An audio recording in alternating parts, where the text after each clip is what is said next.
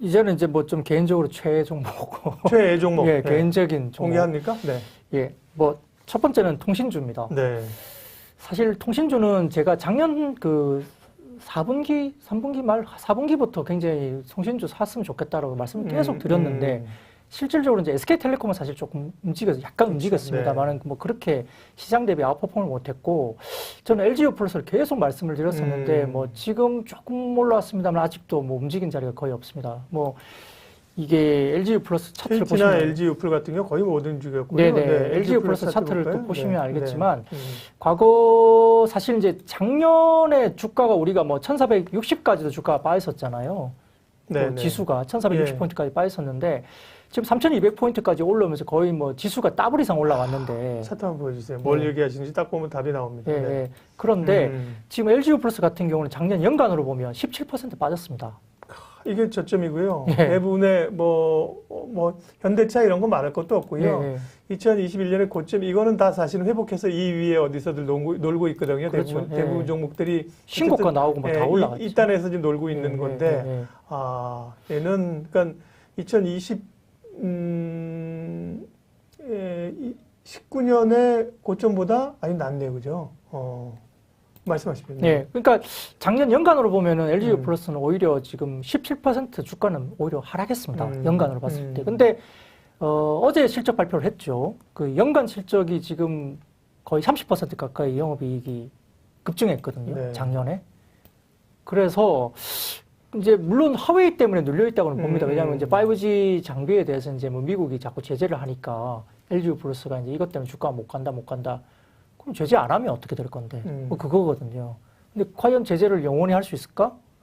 그게 안 된다는 거예요. 그래서 이제 실질적으로 너무 눌려있는 종목이기 때문에 LG유플러스 같은 경우는 지금 주가에서는 이제 잃어버릴 게 별로 없는 주식 같은 거죠. 그러네요. 예. 그리고 뭐 아까 말씀하셨듯이 이제 주도주가 더 간다. 그런데 따라 올라가기가 사실 또 쉽지 않고 한번 흔들어 버려갖고 주가가 한 뭐 코스피 기준 한 200포인트 흔들어 버리면 위에서 사가지고 만약에 주가 확 밀려버리면 겁나서 네. 그렇죠. 겁나니까 또 때려버려야 되고 그걸 또 레버리지까지 써가지고 샀다면 이게 뭐 또 담보 부족 나올 수밖에 없잖아요. 그럼 결국은 또 이제 손절 쳐야 되고 그러니까 이게 상당히 어려운 매매가 될 수 있는데 지금 국면에서 저는 LG유플러스 같은 경우는 그렇게 겁내지 말고 그냥 사야 된다는 거죠. 디즈니 때문에 좋게 보시는 이유도 있나요?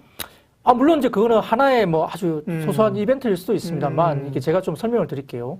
자, 어제 같은 경우에 지금 SK텔레콤 같은 경우는 지금 기대 이상의 어닝이 굉장히 나왔습니다. 컨센보다 훨씬 좋게 나왔거든요. 그래서 SK텔레콤 굉장히 좋았고요. LG유플러스는 4분기 실적이 사실은 조금 슬로우했습니다. 근데 이제 연간 실적을 보면은 LG유플러스도 굉장히 좋았지만 4분기만 놓고 보면 적자폭이 굉장히 컸어요. 거의 한 3,600억 정도를 비용을 떨었습니다. 4분기에만.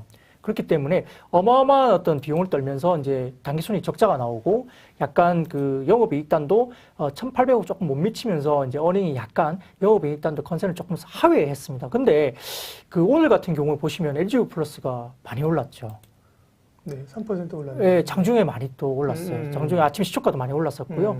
뭐 지금 장이 급락하는 상황에서 주가가 많이 올랐는데 그게 왜냐면 SK텔레콤은 그러니까 OP 마진 영업이익이 컨센을 30% 상회했지만 그 알프라고 있습니다. 알프. 네. 그 알프가 뭐냐면 그 통신, 그러니까 1인당 통신 비용이거든요. 그 SK텔레콤 알프가 마이너스 3%로 전년비 하락을 했습니다. 근데 턴어라운드를 못 했다는 거죠. 근데 LG유플러스 같은 경우는 알프가 플러스 1%로 극명하게 턴어라운드를 했습니다. 이게 2015년 그 3분기 이후에 5년 만에 알프가 턴어라운드로 성공했다는 거거든요. 그래서 LG유플러스가 탑픽이 될 가능성이 크다는 거고요. 알프 같은 경우는 무선 사업의 성장성을 나타내는 굉장히 중요한 지표입니다. 따라서 통신업종에서 우리가 주식시장이 열린 이후에 글로벌 모든 통신업종들이 알프가 상승하는 구간에서 주가가 오르지 않은 적이 한 번도 없습니다. 아, 그렇군요. 예. 근데 그게 지난 4분기에 나타나기 시작했고요. 5G 관련된 통신 가입자 수가 극명하게 늘면서 지금, 지난해 기준으로 이미 1,000만 명이 넘어섰잖아요. 그래서 5G 통신자 가입자 수가 굉장히 많이 올라오고 있고 이게 BEP를 넘기는 순간에 굉장히 빨리 다가오고 있기 때문에 이 알프가 LG유플러스가 유일하게 그 플러스로 돌아섰다는 점에서는 대장주가 될 수 있다는 점이고요. 두 번째로는 SK텔레콤이 대장주였지만 지금 이제 인적 분할 이슈가 있습니다. 그렇기 때문에 아마 그 분할되는 SK텔레콤에 대한 그 어떤 매력도가 상당히 좀 떨어질 가능성이 크다는 거죠. 그렇게 얘기했다 또 뭐 어제 오늘 얘기는 또 뭐 좋게 보는 리포트가 또 많이 나왔더라고요. 이제 뭐 일부 네네, 그 리포트는 있지만 제가 보기에도 이 분할 이후에 이 주식을 끌어올릴 만한 이슈는 사실은 좀 없어요. 예. 이게 눌려 있어만이 그 SK 그룹 그 대주주 입장에서는 상당히 좋은 거기 네. 때문에 그걸 끝까지 올릴 상황은 아닙니다. 그렇기 때문에 사실 좀 매력도가 떨어진 건 제가 보기에는 맞고요. 네. 주가가 빠진다는 건 아니지만 시장 대비해서 언더퍼폼하는 가능성이 상당히 높습니다. 그러다 보니까 그 매력도가 떨어지는데 지금 SK텔레콤의 시가총액이 20조가 넘거든요. 20조 네. 정도 됩니다. 근데 이제 이게 분할하게 되면 이게 한 10조 정도 이제 가정을 하게 될 수 있는데 떼주니까. 그렇죠. 네, 회사들은. 10조 정도로 이제 분할 회사가 생기는데 그러면 그 SK텔레콤이 10조인데 지금 그 영업이익단을 본다면 지금 SK텔레콤이 한 1조 1천억, 뭐 1조 2천억 이 정도 합니다. 연간이요? 예, 연간 영업이익을 하는데 지금 LG유플러스가 올해 1조가 넘길 것 같거든요. 영업이익단이. 그러면 LG유플러스가 지금 SK텔레콤 대비 영업이익단 빠져봐야 한 1천억 정도 빠질 거예요. 근데 SK텔레콤이 지금 20조인데 분할해서 10조 정도 간다면 LG유플러스 지금 시가총액이 5조밖에 안 됩니다. 그럼 뭘 살까요, 과연? 그리고 이제 인적 분할했을 때 매력도가 떨어지면 기관 입장이나 외국인 입장에서는 최근에 기관 수급 보십시오. 그 들어오기 시작했거든요. LG유플러스로. 그 매력도가 떨어지면 그 갭이 많이 생기잖아요. 그럼 LG유플러스가 그러니까 SK텔레콤이 떨어진다는 말이 아니기 때문에 그 갭을 메운다면 결국은 현저하게 과도하게 LG유플러스가 너무 싸게 거래되고 있다는 거거든요. 화웨이 이슈 때문에. 그리고 또 아까 말씀드렸던 알프가 SK텔레콤은 알프가 마이너스 성장했지만 LG유플러스는 알프가 플러스 성장을 보여줬죠. 5년 만에 턴어라운드 했습니다. 그러니 굉장히 매력도가 높아져서 아마 SK텔레콤에 대한 어떤 그 통신주에 대한 포트가 바뀔 수도 있다, 수급이. 좋은데요? 예, 그러면 SK텔레콤보다는 어떻게 보면 주 SK를 사거나 SK텔레콤 가지고 있다기보다는 분할했을 때 아니면은 LG유플러스를 그 통신주 토픽으로 편입을 할 가능성이 수급이 쏠릴 수 있다는 거죠. KT는 좀 논의를 하고 그러다 보니까 저는 LG유플러스가 이제 아마 통신주 중에서는 대장주로 나설 가능성이 크고 또 화웨이 이슈도 마찬가지입니다. 정부가 나서서 화웨이 장비를 다 없애라. 우리가 과연 할 수 있을까? 그런데 만약 극단적으로 한다고 했을 때도 글로벌 회사에서 마찬가지로 그렇게 하게 되면 아마 정부가 LG유플러스에 보조금을 지원할 가능성이 높습니다. 예전에는 트럼프 네네. 시절에는 네네네. 뭐 워낙 뭐 밀어붙이잖아요. 앞뒤안 보고 밀어붙이니까 네네네. 중국 장비 사지 마. 뭐 이러면 그런 견제도 있지만 지금 이제 바이든 행정부이고 우리가 중국하고 척질 수는 없는 상황 아닌가? 맞습니다. 그러니까 네. 이제 적당하게 이제 그런 것들을 좀 이전처럼 갈 수는 없는 거겠죠. 긍정적인 의미죠. 예. 그래서 뭐 아마 극단적으로 만약에 철수 명령이 정말 떨어진다 하더라도 예. 정부 입장에서는 아마 보조금을 줄 가능성이 크기 때문에 영향이 없다 보고 있고요. 두 번째로는 그 화웨이가 가지고 있는 장비 관련된 재고 수준입니다. 네. 재고 수준이 거의 바닥에 근접했습니다. 그래서 뭘 하고 싶어도 할 수가 없어요. 그래서 미국의 제재가 계속 화웨이 관련된 제재가 이루어진다 하더라도 화웨이 스스로 아마 재고가 없어서 항복을 할 가능성이 큽니다. 그렇기 때문에 그것도 이제 문제가 안 될 것 같고요. 그래서 이제 시각에서는 이제 일부 이제 애널들이 보는 시각에서는 한 3, 4월 정도면 화웨이가 자진해서 아마 항복할 가능성이 크다라고 지금 이야기들이 나오고 있는 상황이고요. 그러면 이제 그것도 풀리겠죠. 그죠? 그리고 세 번째로는 그럼 화웨이 장비를 깔아놨는데 극단적으로 그러면 삼성이나 다른 쪽에 장비를 가지고 그럼 매칭을 연동을 바꾸게 되면 비용이 엄청나게 발생하지 않느냐. 근데 최근에 그 화웨이 장비와 그다음에 삼성전자 장비의 연동이 그다음에 성공을 했습니다. 아, 호환이 된다고요? 예, 호환되는 것이 시장에서 필드에서 성공이 돼가지고 화웨이 장비가 깔려 있어도 그 뒷단에 대해서 앞으로는 그럼 삼성전자 장비로만 깔아도 그 연동이 되기 때문에 LG유플러스 입장에서는 전혀 문제가 없는 거죠. 그래서 그게 우리가 이제 확인이 됐기 때문에 시장에 대한 LG유플러스에 관련된 어떤 악재들은 대부분 다 해소될 악재라는 거죠. 그렇게 돼서 근본적으로 갔을 때 분기 그 영업이익이 2,400억 하면 이제 연간 영업이익이 1조 원 정도 수준인데 이 정도 수준일 때에는 LG유플러스가 주가 수준이 한 17,000원, 18,000원 정도 움직였습니다. 그렇기 때문에 지금 현재 주가가 12,000원대 중반 정도 수준이기 때문에 LG유플러스는 현저하게 너무 싸다는 거고요. 개인적으로 그 부분에서는 통신업종 전체적으로 다 간다고 말씀드릴 수는 없으나 LG유플러스 정도는 아마 지금 많이 올랐기 때문에 사기가 많이 힘든 국면에서는 어느 정도 대안으로서는 굉장히 적극적으로 이 주식은 좋은데요? 속도는 좀 늦더라도 한 50% 정도 뭐 그냥 수익률 본다 생각하고 충분히 사도 되는 종목이 아닐까. 되고요. 그다음에 아까 말씀드렸던 LG 관련된 부분에서 이제 디즈니 플러스가 만약에 들어온다면 네. 시장에서는 뭐 SK텔레콤은 좀 안 되는 것 같고 아마 LG U 플러스가 가장 유리하고요. KT도 아마 같이 할 가능성이 크다고 이야기는 되고 있습니다. 그래서 그게 만약에 확정 공시가 또 난다면 뭐 모멘텀도 될 수 있습니다. 이에 따라서 LG U 플러스는 상당히 조금은 악재는 어느 정도 소멸돼가는 과정에서 긍정적으로 돌아서는 과정이 상당히 폭발적이기 때문에 아마 단기적으로 주가가 급등할 가능성이 크다. 이게 뭐냐면 그 조금 다른 종목을 말씀드리면 이마트라는 게 있어요. 예. 온라인 시장 커지면서 이마트가 주구장창 주가가 빠졌습니다. 1년 내내 주가가 빠져가지고요.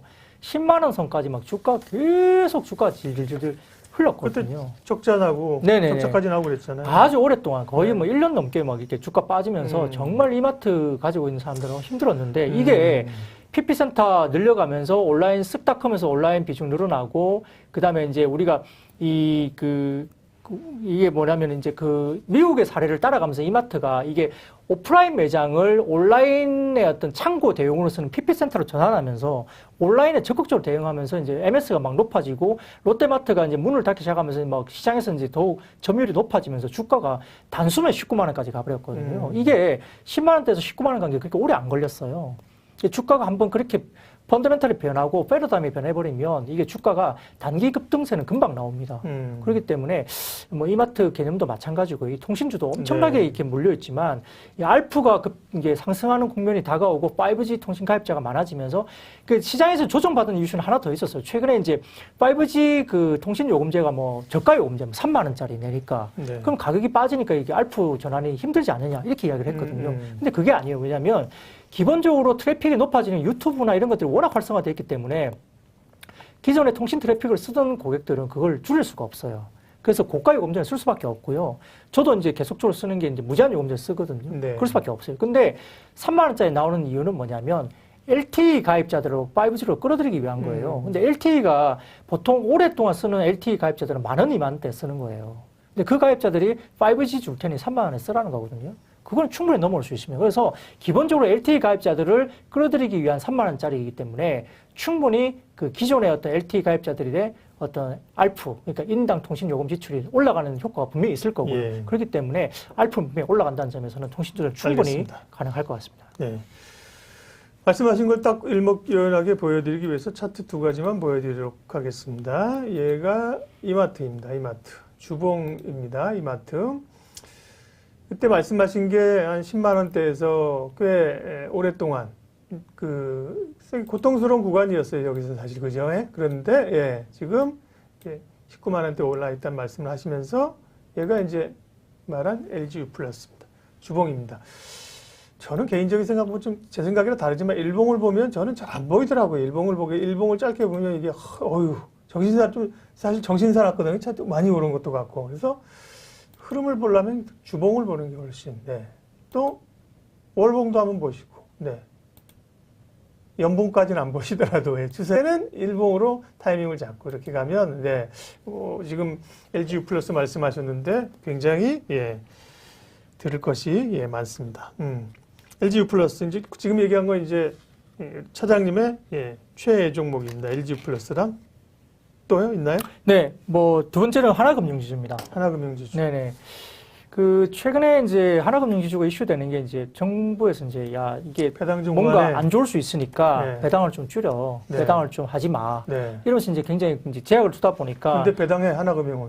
하나금융은 지난해에도 중간 배당을 했습니다. 네. 정부 말을 맞아요. 안 들었죠. 네. 그 중간 배당 했고요. 연말 배당도 당연히 있을 건데 올해도 이제 6개월, 그러니까 6월 달까지입니다. 그 관련된 부분들이. 그래서 아마 올해도 하나금융지주는 배당을 할 것 같습니다. 중간 배당을. 그리고 이제 연간 배당 수익률도 5% 넘을 것 같습니다. 5.1%까지 나올 것 같습니다. 네. 그리고 이익도 4분기가 어닝 서프라이즈가 나올 것 같습니다. 작년 2020년 4분기 실적이 4분기 실적 발표 아직 안 했어요? 했나요? 예. 왜? 한 것 같은데 지난번 급등한 게 며칠 전에 급등한 거 그 요인 아닌가? 찾아볼게요. 네. 네. 그래서 그저께 주가가 급등했거든요. 7%가 오른 날이 있거든요. 네. 제가 그래갖고 이거 뭐지? 금리가 올랐는데 아마 실적 잘 나왔던 걸로 제가 알고 있거든요. 말씀하십시오. 예, 그래서 이제 4분기 실적이 이제 비용 처리가 굉장히 많이 됐습니다. 뭐 그 사모펀드 관련된 비용이나 여러 가지 비용 처리, 성과가 문제 뭐 비용 처리를 했는데도 불구하고 주가 급등을 이제 4분기 실적이 굉장히 좋을 거로 보죠. 어닝 서프라이즈가 나올 것 같고요. 그다음에 올해 같은 경우도 이제 실적이 더 좋을 것 같아요. 작년에도 이제 코로나 때문에 힘들었지만 마찬가지고요. 근데 이제 지금 보시면 어제 같은 경우도 마찬가지고 최근에 이제 미국의 그 바이든 정부의 대규모 부양책이 나온다고 하면 결국은 그 달러 약세와 그다음에 10년물 국채금리의 급등이 이야기될 가능성이 큽니다. 결국은 대규모 공급을 하기 때문에 달러를. 그래서 이런 부분들 때문에 어제도 국채금리가 급등했거든요. 10년물 국채금리가 미국에서도. 그래서 그렇죠. 중장기 그림에서는 어쨌든 금리 상승은 어차피 갈 수밖에 없는 구간이에요. 그러다 보니까 금리 상승 주도는 결국은 은행주에는 상당히 좀 그 호재일 수밖에 없고요. 추세적인 금리 상승은 결국은 은행주를 사셔야 되는 이유로 보는데 최근에 4만 원 넘겼다가 다시 지금 3만 3천 원대까지 다시 밀렸어요. 단기적으로 지금 상당히 매력적인 구간까지 밀렸고요. 오늘 실적 발표했네요. 오늘 조금 전에 했죠. 오늘 장마감하고 실적 발표했는데 4분기 영업이익 1,350억 나왔는데. 네, 뭐 비용 처리가 뭐 수천억이 될 겁니다. 그래서 아마 그걸 포함해서도 상당히 좋은 상황이고요. 연간도 마찬가지입니다. 그래서 그 작년 연간 실적을 보면 엄청날 거고 올해도 이제 ROE가 8%가 넘거든요. 거기다 뭐 배당 수익률도 5% 넘을 거고 저희가 추정치로는 한 5.1% 정도까지 나올 거 같고 그래서 실적면이나 배당면이나 이런 걸 봤을 때 밸류에이션도 지금 너무 싸고요. 그렇기 때문에 그렇게 본다면 지금 최근에 이제 그 하나금융지주 목표 주가 한 5만 원 정도까지 나왔습니다. 그래서 3만 3천 원대? 아 이거는 뭐 그냥 사도 되지 않을까 생각이 듭니다. 그래서 그 일단 금리 상승에 배팅을 한다면 물론 이제 은행주들이 다 좋다고 볼 수 있지만 그 중에서 이제 하나금융지주가 탑일 것 같고요. 뭐 KB금융 정도까지는 좀 보셔도 되지 않을까 싶은데 제 개인적으로 하나금융지주가 배당면이라든지 그다음에 실적면이라든지 작년에도 독보적인 실적을 나타냈거든요. 은행주 중에서는. 그래서 그런 부분에서는 배당 수익률 높고 중간 배당하고 그렇잖아요. 맞습니다. 그리고 또 실적이나 그다음에 이제 이런 부분도 작년에 독보적으로 나왔었고 어닝 서프라이즈를 하나금융지주만 계속 냈어요. 은행주 가운데서. 그렇기 때문에 하나금융지주는 상당히 지금은 좀 눈여겨봐야 되고 금리 인상에 대한 배팅을 한다면 결국은 은행주 하나 정도는 보셔야 되지 않을까 생각을 합니다. 실세금리가 오르면 어쨌든 간에 은행주가 되려면 금리가 올라야 된다니까요. 금리 오르기 전까지는 사실 안 된다고 하는 거였는데요. 그러니까요. 좋네요. 이제 늘 우리가 하는 얘기가 아닌 가려진 새로운 얘기를 정보 대방출을 하고 계십니다. LGU 플러스 하나금융지주 엔드. 네, 뭐 시간 관계상 이제 두 종목 정도만 짧게 좀 말씀드리겠습니다. 방송 보시는 분들 아마 10종목 해도 괜찮다고 생각하시겠지만 두 개만 더 하죠. 뭐 다음에 또 제가 또 와야 되기 때문에 그렇습니다. 오늘 다음에 또 안 불러주실 것 같아요. 일단 그 첫 번째 종목은 이제 KMW거든요. KMW 궁금해하신 분이 많을걸요. 근데 이제 이슈가 하나 있습니다. 왜냐하면 이제 그 5G 통신 장비주는 굉장히 이제 이슈가 기대감이 굉장히 높았잖아요. 그래서 이제 뭐 작년 하반기에 굉장히 좋았다가 이제 뭐 12월 달부터 굉장히 쉬기 시작해가지고 주가가 지금 이제 주성주성 하고 있는데 사실은 거의 뭐 그중에 그런 이유에서 못 오른 게 5G밖에 없죠. 그렇죠. 그래서 이제 지금 그러고 있는데요. 실질적으로 이제 이슈가 있었어요. 왜냐하면 작년 하반기에 이제 보라이오진 관련된 그 8조 원짜리 삼성전자가 이제 계약을 따냈는데요. 그 뒤로 이제 그 T-모바일 관련된 그 수주를 삼성전자가 못 받았어요.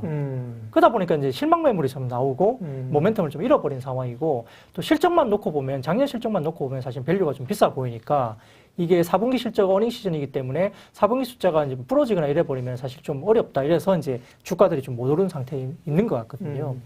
근데 이제 지금 주파수 경매가 1월 달에 끝났습니다. 그래서 이제 주파수 경매 끝났는데 이번에 이제 주파수 경매 최종 주파수 경매가 89조 원인가요? 그렇게 경매가 낙찰이 됐거든요. 미국에서요. 네, 미국에서요. 근데 이제 주파수 경매가 끝나면 이제 발주가 나올 걸로 보는데 역대 그 주파수 경매 사상 최고 금액이 40조 원대였습니다. 40조 원대. 우리 돈으로 40조 원?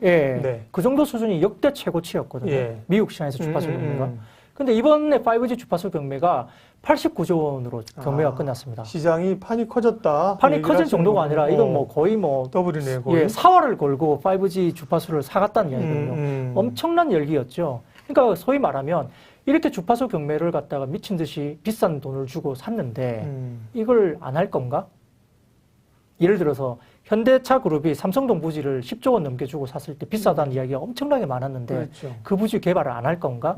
그거 아니잖아요. 그렇기 때문에 주파수 경매 열기가 엄청났기 때문에 이 주파수 경매를 일단 다 완료를 했기 때문에 마무리가 됐고 그러면 여기에 대한 발주 러시가 엄청나게 이루어질 건 당연한 거거든요. 그래서 1월달 주파수 경매가 끝났기 때문에 2월달부터는 이제 발주 소식들이 들릴 거다라는 기대감을 갖고는 있어요. 근데 삼성전자가 T-모바일 관련된 이슈에서 지금 이번에 못 받았잖아요. 그러니까 남아있는 게 이제 AT&T가 있습니다. AT&T. 아마 그래서 시기적으로는 2월쯤 되면 AT&T가 아마 발주를 할 가능성이 있고 삼성전자가 이제 여기에서 5G 관련된 수주를 받을 가능성이 있다라는 뉴스가 한두 군데 나오기 시작했어요. 근데 아직까지는 뭐 정확하게 나온 이야기가 확정된 게 없죠. 그리고 이제 수주가 안 되면 어떡하냐, 뭐 이럴 수도 있잖아요. 그러다 보니까 좀 이제 긴가민가 하고 있는 것 같은데, 이제 시장에서는 삼성전자가 워낙 AT&T 발주에 대한 계약을 굉장히 공을 많이 들였다고 해요. 그리고 AT&T가 발주하는 여러 가지 그 주파수 대역이 삼성전자가 굉장히 강점을 많이 가지고 있는 삼성전자 기술 자체가 이 대역에 상당히 강점을 많이 갖고 있기 때문에 노키아나 에렉슨보다 상당히 좀 강점이 많다라고 이야기가 되고 있기 때문에 가능성이 좀 높지 않느냐라고 이야기들이 지금 있습니다. 그래서 아마 이번에도 버라이즌과 더불어서 AT&T 관련된 삼성전자 관련된 이 발주가 아마 삼성전자 따올 것이라고 예견하는 쪽이 좀 많아서 만약에 AT&T 관련된 발주 소식이 들린다면 아마 2월 중에 가능성이 있고요. 그렇다면 상당히 좀 그 5G 통신 장비주들은 실제로 갈 수 있다. 그러면 실질적인 매출이나 이런 부분들이 올해 2분기부터 폭발적으로 늘어날 수 있거든요. 그러면 주가는 한 3월 정도부터, 2, 3월 정도부터는 움직일 수 있는 가능성은 열려있는 종목이라 볼 수 있습니다. 그래서 그 발주가 열린다면 아마 갈 수 있고요. 다만 이제 통신 장비주들이 보면 그 삼성전자만 목을 매는 회사가 있어요. 그런 경우에는 조금 제한적일 것 같고요. KMW 같은 경우는 삼성전자 이외에도 뭐 노키아나 에렉슨 쪽에 직납을 하는 회사입니다. 그렇기 때문에 그 발주에 대한 부분들은 충분히 이제 삼성전자의 영향력이 100%가 아니더라도 굉장히 실적이 올라올 가능성이 높다고 보고 있고요.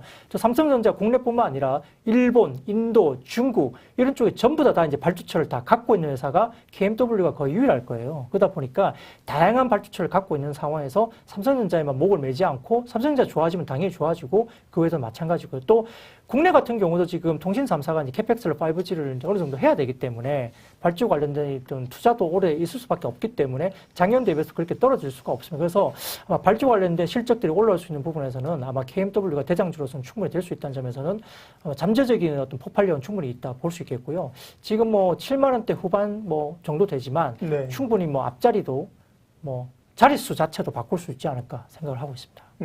자릿수라는 건 뭐 7자에서 8자로 바뀐다는 거예요? 아니면 이제 단단히 8, 9에서 10만 단위로 6자리로 바뀔 수도 있지 않을까 생각하고 있습니다. 동글방이 5개 붙이는 자리로. 네네. 그렇죠. 예. KMW 좋게 보셨습니다. 뭐 5G 얘기하시니까 뭐 5G 가운데 다른 거 가지고 계신 분도 있으니까 뭐 이렇게 물어보시는데 기본적으로는 5G가 지금 다 같이 눌려 있는 거잖아요. 그죠? 네, 뭐 사실 뭐 하는 그 부분들이 달라요. 뭐 통신 장비가 여러 가지 이제 그 중에서 잘게 섹터가 다르기 때문에 뭐 다산 네트워크스, 이노와이어리스 뭐 다 좋죠. 그러니까 솔리드도 마찬가지고요. 돌아가면서 특징들이 있고 들어가는 게 다르기 때문에 다 눈여겨보셔야 되는데 이게 그 5G 통신 장비주는 매출 볼륨이 커지면 커질수록 이익률이 어마어마하게 그 업체별로 차이가 날 수밖에 없습니다. 그래서 매출 볼륨이 제일 큰 회사가 이익 볼륨이 엄청나게 매출이 2배 늘면 이익 볼륨은 2, 3배 정도 차이가 날 수 있기 때문에 KMW로 탑픽으로 보는 입장이고요. 예, 그렇습니다. 한 종목 정도 더 마지막으로 말씀을 드리겠습니다. 좋죠. 예.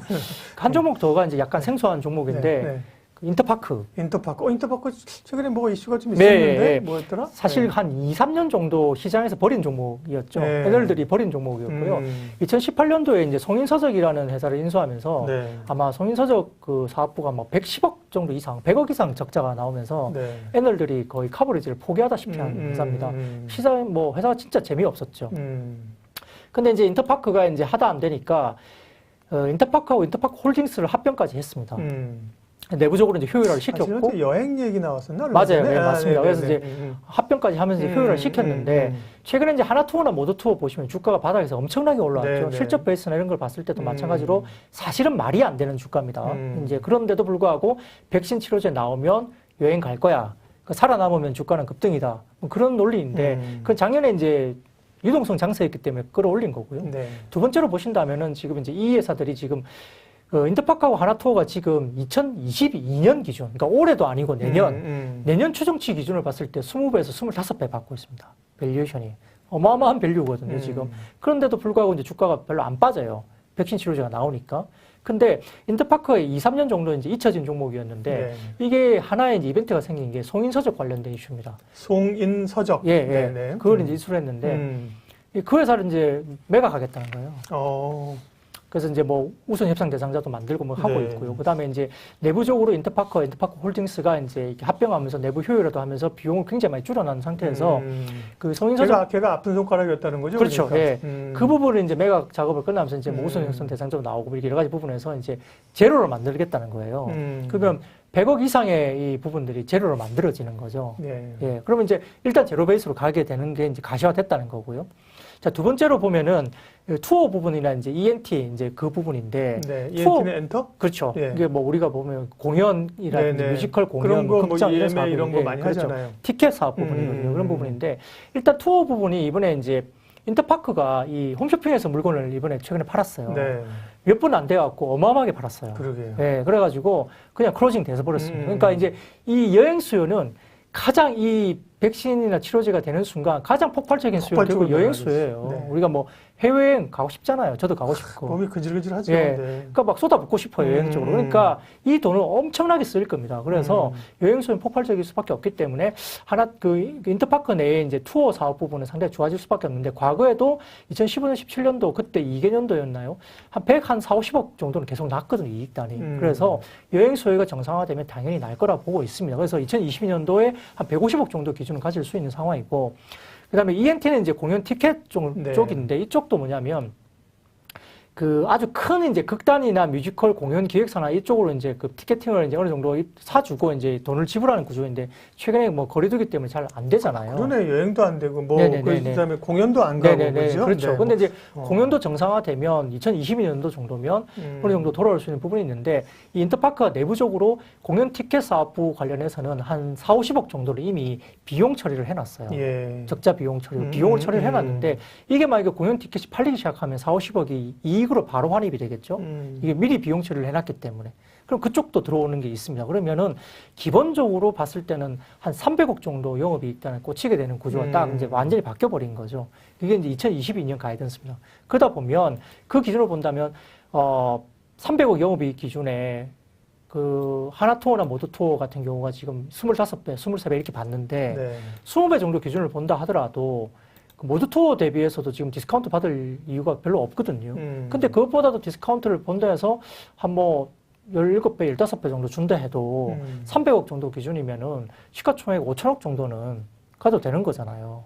지금 시가총액이 한 3천억 정도 될 겁니다. 3,400억. 네, 네, 그 정도 될 겁니다. 그래서 그 기준을 봤을 때는 이제 백신이나 뭐 치료제가 어쨌든 시간의 문제지 가는 건 분명히 해 보이니까 인터파크 같은 경우는 그런 관점을 가지고 2022년 기준으로 땡기면 어느 정도 좀 주가는 한 5천억 정도까지는 충분히 그냥 가는 거 아니냐. 단기적으로 근데 많이 올랐는데 예. 화면 한번 보여주시면요. 얘는요. 지금 여러분들이 보시는 차트는 월봉입니다. 얼마나 많이 빠졌는지를 나타내 주는 거고 그죠?